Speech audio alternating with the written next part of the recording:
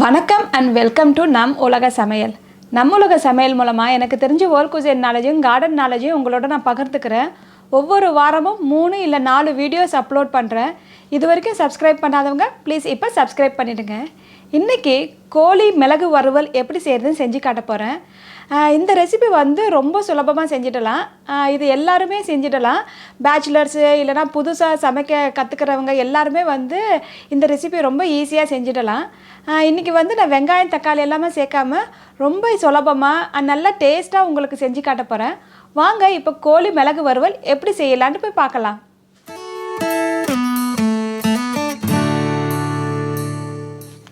கோழி மிளகு வறுவல் செய்ய தேவையான பொருட்கள் இதுதான். தேவையான அளவு எண்ணெய், 700 கிராம் கோழி கழுவிட்டு சின்னதாக கட் பண்ணி எடுத்துக்கோங்க. காரத்துக்கு தேவையான அளவு மிளகாய்த்தூள், நான் வந்து 1 ஸ்பூன் மிளகாய்த்தூள் எடுத்துக்க போகிறேன். உப்பு தேவையான அளவு, மிளகுத்தூள் ஒரு 3 ஸ்பூன் தேவைப்படும். உங்களுக்கு காரமாக நீங்கள் சாப்பிட்றீங்கன்னா கொஞ்சம் நீங்கள் எக்ஸ்ட்ராவாக சேர்த்துக்கோங்க. சீரகத்தூள் 1 ஸ்பூன், கரம் மசாலா 1/2 ஸ்பூன், மஞ்சள் தூள் 1/4 ஸ்பூன், தனியாத்தூள் 1 ஸ்பூன், ஒரு சின்ன பீஸ் பிரியாணி இலை, பட்டை 1, 2 கிராம்பு, இஞ்சி பூண்டு விழுது 1 டேபிள் ஸ்பூன், கொத்தமல்லி 1/4 கப், 2 பச்சை மிளகா, கருவேப்பிலை ஒரு 10 இலை. இப்போ வாங்க மிளகு வறுவல் எப்படி செய்யலான்னு பார்க்கலாம். ஒரு பாத்திரத்தை சூடு பண்ணிக்கோங்க. இரும்பு பாத்திரமாக இருந்தால் நல்லாயிருக்கும். உங்ககிட்ட இரும்பு இருந்தால் எடுத்துக்கோங்க, இல்லைனா சாதாரண பேன் ஏதாவது எடுத்துக்கோங்க. ஒரு 3-4 டேபிள் ஸ்பூன் எண்ணெய் ஊற்றிக்கலாம். எண்ணெய் கொஞ்சம் சூடானதும் பிரியாணி இலை, பட்டை, லவங்கம், இஞ்சி பூண்டு விழுது போட்ட அப்புறம் பச்சை வாசனை போகிற வரைக்கும் நம்ம வதக்கிக்கலாம். கொஞ்சம் லைட்டாக வந்து கலரும் சேஞ்ச் ஆகிடும். அந்த டைமில் வந்து நம்ம கருவேப்பிலை, பச்சை மிளகா போட்டுட்டு ஒரு அரை நிமிஷம் வந்து நம்ம வதக்கிக்கலாம். ஒரு அரை நிமிஷம் கழித்து நம்ம கழுவி வச்சுருந்த கோழியை வந்து நம்ம அதில் போட்டுடலாம். இது கூட தேவையான அளவு உப்பு போட்டுக்கோங்க. கொஞ்ச நேரம் கலக்கி விடுங்க. ஒரு அரை நிமிஷம் வந்து கலக்கி விட்டால் போதும். அதுக்கப்புறம் நம்ம பொடியெல்லாம் போட்டுக்கலாம். இப்போ ஒரு அரை நிமிஷம் நல்லா வதங்கிடுச்சு. ஸோ இப்போ வந்து நம்ம எல்லா பொடியும் போட்டுக்கலாம். மஞ்சள் தூள், மிளகாய் தூள், நான் வந்து காஷ்மீர் சில்லி எடுத்திருக்கேன், சில்லி பவுடரு. உங்களுக்கு காரம் எவ்வளவோ அதுக்கு தகுந்தாப்பில் நீங்கள் போட்டுக்கோங்க. காஷ்மீர் சில்லி பவுடர் வந்து ரொம்ப காரம் இருக்காது, அதனால் நான் 1 ஸ்பூன் எடுத்துருக்கேன்.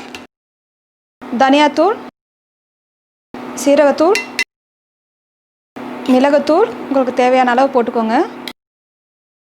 கரம் மசாலா, இது எல்லாத்தையும் போட்டுட்டு நம்ம கொஞ்சம் நல்லா கலக்கிட்டு நல்லா அப்படியே வேகணும். மூடி வச்சு வேக வைக்கணும்.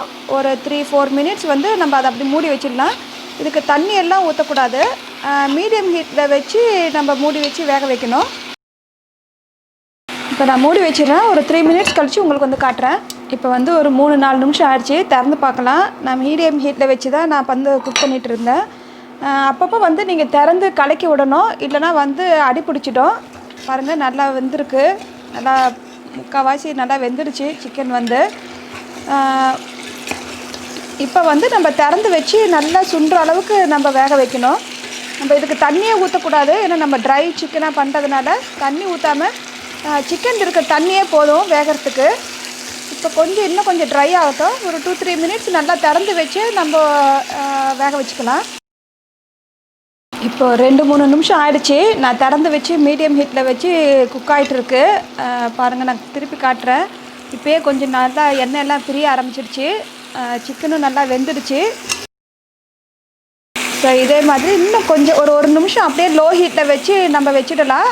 எண்ணெயெல்லாம் இன்னும் கொஞ்சம் பிரிஞ்சிட்டு வந்துட்டால் நமக்கு சிக்கன் ரெடி ஆகிடுச்சு, அவ்வளோதான். ஸோ இது கூட நம்ம வந்து கொத்தமல்லி போட்டு ஒரு நிமிஷம் வந்து லோ ஹீட்டில் அப்படியே வச்சுக்கலாம். இப்போ பாருங்கள், 1 நிமிஷம் ஆகிடுச்சு. நல்லா வந்து எண்ணெய் எல்லாம் பிரிஞ்சு சைடில் வர ஆரம்பிச்சிடுச்சு. சிக்கன் இப்போ ரெடி ஆகிடுச்சு, அவ்வளோதான். நம்ம இதை வந்து ஆஃப் பண்ணிடலாம். நல்லா டார்க்காக வந்துடுச்சு. உங்களுக்கு இன்னும் டார்க்காக வேணும்னா நீங்கள் இரும்பு பாத்திரத்தில் செஞ்சுருந்தால் இதை அப்படியே மூடி வச்சுடுங்க. இன்னும் கொஞ்சம் டார்க்காக வந்துடும் உங்களுக்கு.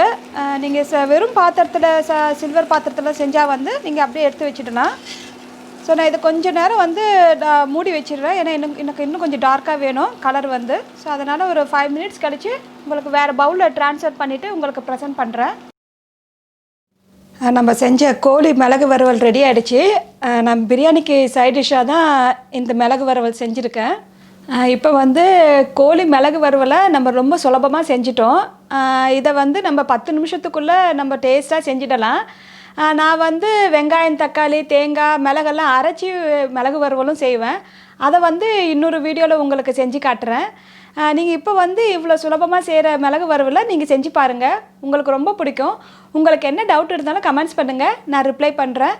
லைக் பண்ணுங்கள், ஷேர் பண்ணுங்கள், சப்ஸ்கிரைப் பண்ணுங்கள், பக்கத்தில் இருக்க பெல் பட்டனையும் ப்ரெஸ் பண்ணுங்கள். அப்போ தான் நான் போடுற வீடியோலாம் உங்களுக்கு நோட்டிஃபிகேஷனாக வரும். தேங்க்யூ.